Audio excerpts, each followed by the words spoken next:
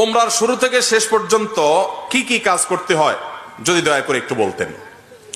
ওমরার কাজগুলো খুব বেশি না, আমরা মনে করি ওমরা অনেক জটিল কোনো কাজ। ওমরা পারফর্ম করা এটা খুব সহজ একটা কাজ।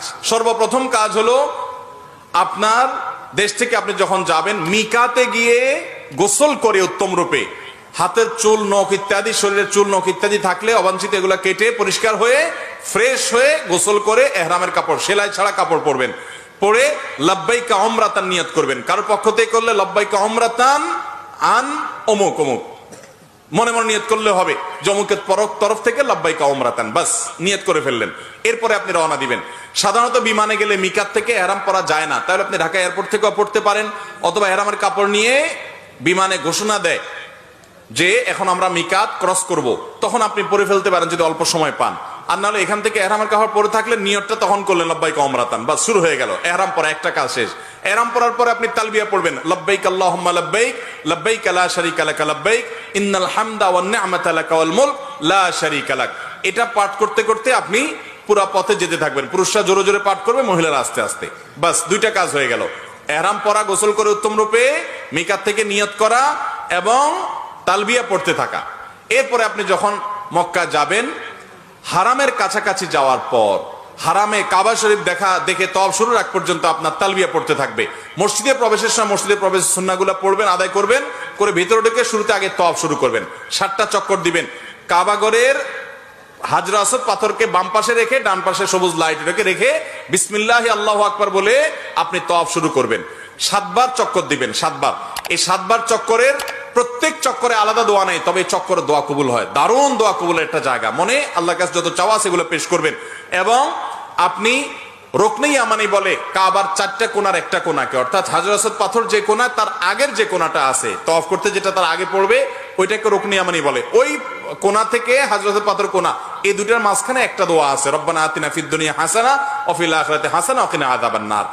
আর যেহেতু এটা আপনার তওয়াফে জিয়ারা বলে, এটা প্রথম তওয়াফ, অতএব ওমরার তওয়াফ, এইজন্য আপনি এহরামের কাপড় পুরুষরা ডান পাশের বগলের নিচ দিয়ে বাম পাশে কাঁধের উপরে ফেলবেন। এটা করবেন। এটা করে আপনি এই তওয়াফটা শেষ করবেন।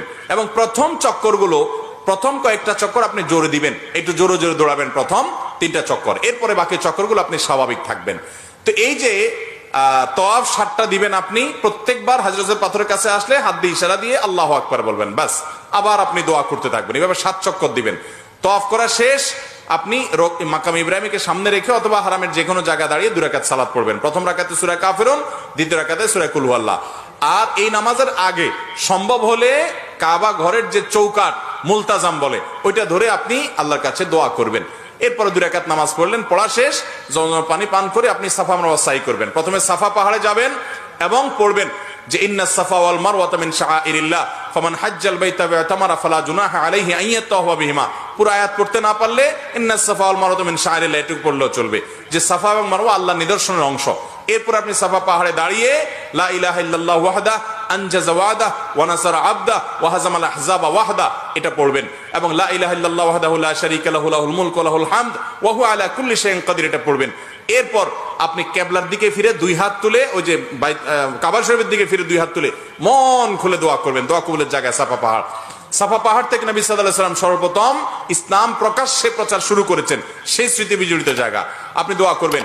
এটা ইব্রাহিম আলাইহিস সালাম এবং ইসমাঈল আলাইহিস সালাম এবং মা হাজারার স্মৃতি বিজড়িত জায়গা। যাই হোক, সাফা পাহাড়ে দোয়া করার পর এরপরে আবদাউ বিমা বাদা আল্লাহু বি, আল্লাহ সাফার নাম আগে শুরু করছেন, তো আমি এখান থেকে সাই করা শুরু করছি। হেঁটে যাবেন হলো কোথায়? মারওয়ায়। মারওয়া যাইতে মাঝখানে 2টা সবুজ লাইটের জায়গা পড়বে, ওখানে পুরুষে একটু জোরে হাঁটবেন, বাস এইটুকু। এবং এই সাইর সময় আপনি জিকির আজকার তাসবিহ তেলাওয়াত করতে পারেন। তওয়াফের সময় ওযু থাকতে হবে, সাইর সময় ওযু না থাকলেও হয়ে যাবে, কিন্তু ওযু থাকলে ভালো। এবং তওয়াফ সাইয়ের মধ্যে ওযু ছুটে যায়, ওযু করে এসে আবার যেখান থেকে ছুটছে ওখান থেকে আবার কন্টিনিউ করতে পারবেন। মারওয়া পাহাড়ে চলে গেলেন, সেখানে গিয়ে আবার ওই যে কাবার দিকে ফিরে সাফা পাহাড়ে যা যা করেছেন ঠিক একইভাবে সবগুলো করবেন এবং দোয়া করবেন। ওখান থেকে আবার আপনি সবগুলো দোয়া পড়বেন। ওখান থেকে আবার আপনি সাফা পাহাড়ে আসবেন। তাহলে সাফা থেকে মারওয়া গেলেন একটা চক্কর, মারওয়া থেকে আবার আসলেন আরেকটা, আবার গেলেন আরেকটা, এভাবে মোট 7টা চক্কর দিতে হবে। সাফায় শুরু হবে, মারওয়া গিয়ে শেষ হবে। যে আসলে একটা না, গেলে একটা, গেলে আরেকটা, আসলে আরেকটা, এবার মোট 7টা হবে। 7 চক্কর শেষ, আপনার ওমরা শেষ। এরপরে পুরুষরা মাথা চুল চেঁচে ফেলবেন, নাচ আসতে পারলে পুরো মাথার চুল ছোট করতে হবে, 2-4টা সামান্য একটু ছোট করলে হবে না। মহিলারা তাদের মাথার চুলে সামান্য অল্প একটু ছোট করলে হবে। তাদের ইহরাম হলো তারা স্বাভাবিক পোশাক আশাক পরবে, অতিরিক্ত সাজসজ্জা করবে না, এবং তারা মুখমণ্ডল এটার উপরে যদি ওড়না দিতে হয় অন্য পুরুষরা থাকে তাহলে সেটা যাতে আপনার মুখ বেঁধে রাখা না হয় সেটা খেয়াল রাখবে, কাপড় টেনে রাখবে যাতে পরপুরুষরা না দেখতে পারে। আর কোথাও পরপুরুষ না থাকলে মুখ খোলা রাখবে এহরাম পরা অবস্থায়। আর এহরাম পরা অবস্থায় পুরুষরা সুগন্ধি ব্যবহার করবে না, সেলা আলা পোশাক পরবে না, আন্ডারওয়্যার পরবে না, মাথায় টুপি মাথা ঢাকবে না, এই সমস্ত কাজ করবে না। কোনো পশু পাখি এমনকি আপনার মশা টশা ইত্যাদিও মারবে না, যথাসম্ভব তাড়িয়ে দিবে। অর্থাৎ এক কথায় এহরাম পরা অবস্থায় নিষিদ্ধ কাজগুলো সব করবে না। সাফা মারওয়ার সাই শেষ, মাথা মুন্ডানো শেষ, এখন তিনি হালাল হয়ে গেলেন। এখন যেগুলো নিষিদ্ধ ছিল এহরাম অবস্থায় সেগুলো সব এখন যায়, সেলাই করা পোশাক পরতে পারেন।